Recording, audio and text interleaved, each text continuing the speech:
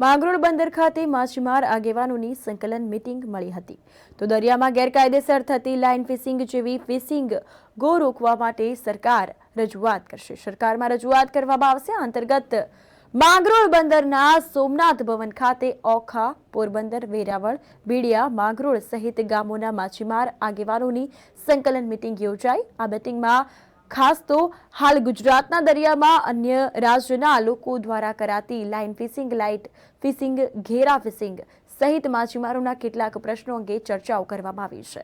તો માછીમારોના સારા ભવિષ્યની ચિંતા વ્યક્ત કરાઈ તેમજ આ પ્રશ્નો અંગે તમામ નાના મોટા માછીમારોમાં જાગૃતિ આવે તે બાબતે પણ ચર્ચા કરવામાં આવી છે। ત્યારે માછીમારોના આ ગંભીરને લઈને આગામી દિવસોમાં આગેવાનો દ્વારા સરકારમાં ઉગ્ર રજૂઆત કરવામાં આવશે।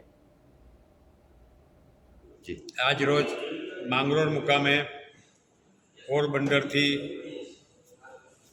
ઓખા, વેરાવળના તમામ એસોસિએશનના આગેવાનોની એક સંકલન મિટિંગ રાખેલી હતી, જે અમારો ઘણા ટાઈમથી લાઇન ફિશિંગ, પેરા ફિશિંગ અને લાઇટ ફિશિંગ, ઘેરા ફિશિંગને લગતો વિષય બહુ ગંભીર બની રહ્યો છે।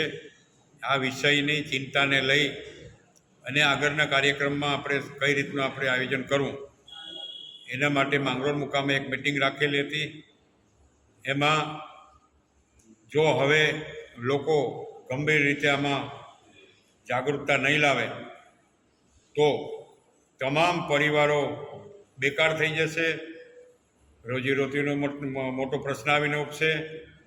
એટલે મારી એક નમ્ર વિનંતી છે કે દરેક માછીમાર સમાજ આ કાર્યક્રમમાં જાગૃતતા રાખે, સાથ સહકાર આપે એવી મારી માંગરોળ ખારવા સમાજ પરસોત્તમભાઈ પટેલ તરીકે નમ્ર વિનંતી છે।